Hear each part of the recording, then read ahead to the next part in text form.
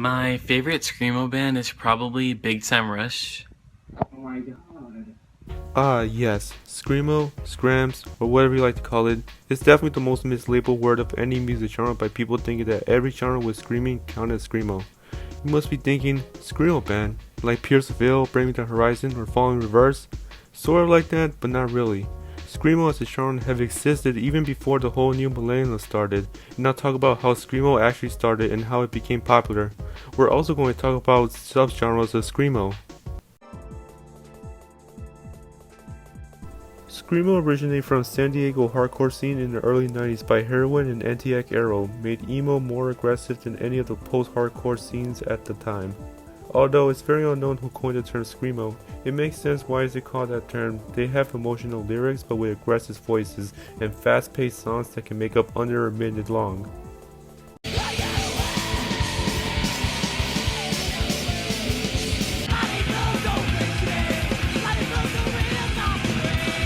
Screamo became an underground success that outside of California came up with many bands involved with the genre. On the East Coast, Screamo revolutionized the sound with a lot more aggression than how it was. By the early 2000s, the band Thursday released their second album, Full Collapse, in 2001, that not only changed Screamo as a genre, but also as post-hardcore. It uses clean vocals while having unclean vocals at the same time in each song of the album, making it what it is today. Sadly, the album didn't succeed due to the band having a feud with the label Victory Records because of royalty issues. A year later, the Youths were a newer band and released their debut self-titled album in 2002. This album changes the whole screamo and emo scene that became very popular throughout the 2000s, making the lyrics emotional but with screaming added. It also has a similar clean and unclean vocals such as Thursday Full Collapse, but the difference is that the lead singer did both of all of the tracks of the album rather than having a backing screaming as Thursday did. After the release of the Youth's self-titled album, numerous bands started doing similar things as the Youths and Thursday did, such as Silverstein, Saucin, Underoath, and many more bands throughout the 2000s. As the popularity of Screamo was still rising, many people criticized the genre since most of the bands labeled as Screamo aren't Screamo. They were either post-hardcore or metalcore. It also has a problem with being mislabeled with many bands that scream getting called Screamo, like Metallica is my favorite Screamo band. Yeah. Anyway, they need a better name for the genre and they need another genre called Skramz. Here's the funny thing about it. The word Skramz started as a joke by Alex Bidman of the band Fight Fair, coined the term as a joke, trying to name another genre for 90s Screamo since the word Screamo was being mislabeled with every heavy band. Screamo started to lose popularity since it became a hated genre because a lot of people got sick and tired of harsh vocals and clean vocals on the same songs, and quote unquote not being heavy enough for heavy listeners. Screamo is still alive and well, but it's more into its Skramz scenes, but there are still many bands that fit into the 2000s Screamo scene. So we're now into the subgenres. These are the list of the subgenres of Screamo.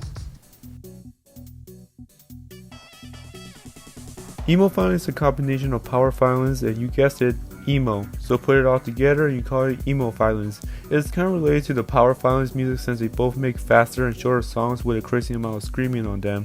The only difference is that Emoviolence tends to have a song a bit longer than power violence. So the bands who were involved in this genre are Orchid, Page 99, and Reversal of Man.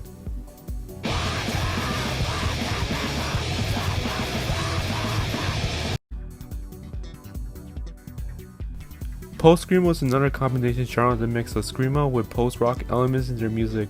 As Emoviolence has shorter songs, post-screamo tends to have longer songs that can have up to 5 or even 10 minutes long.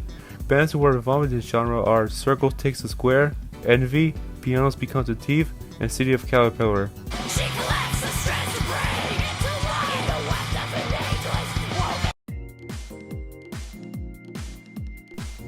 Sass is another subgenre of screamo that takes the 90s screamo scene into fashionable, visual aesthetic, and entertaining type of songs they have. Sass was kind of like the feminine side of hardcore since, compared to actual hardcore bands that were pretty much macho and wears oversized clothing, Sass wore tight shirts and pants, emo hair, skinny as hell, and had a white belt because Sass band loved wearing the white belt so much. Sass had a lot of elements such as post-punk, dance punk, mathcore, metalcore, and probably everything related to subgenre of hardcore. Many bands involved with this are the Blood Brothers, C Space Cowboys, and Q and Not You. Post-screamo is the most popular subgenre of screamo, and it was the genre that blew over to the mainstream throughout the 2000s. The genre was everywhere, and people from high school or MySpace in 2000 will be listed as their favorite band growing up. It was kind of post-hardcore for pop listeners whose lyrical content contains heartbroken, love songs, and self-harm.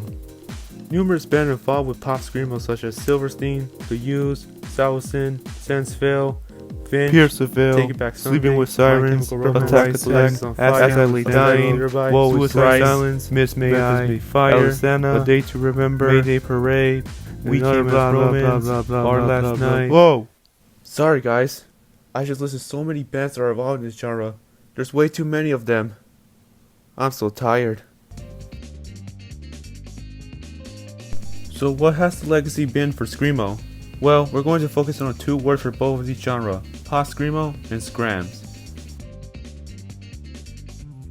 On the post-screamo side, as I stated from the history part, it became a genre that blew up with various artists coming up in the post-hardcore or emo scene. Many of the bands became very huge thanks to the popularity of MySpace and MTV playing their songs on the show, or even having a nostalgia festival called When We Were Young that had a bunch of popular bands that their fans grew up with.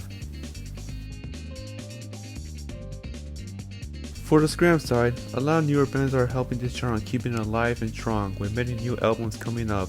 It also helps people find out how screamo was like, similar to how people see emo was in the 90s. There were a lot of influential bands such as Seisha, Orchid, Page 99, and Jerome Stream. Thanks for watching my video. Consider to like if you enjoyed this video and subscribe to my channel. See you next time for more videos to come. Peace out.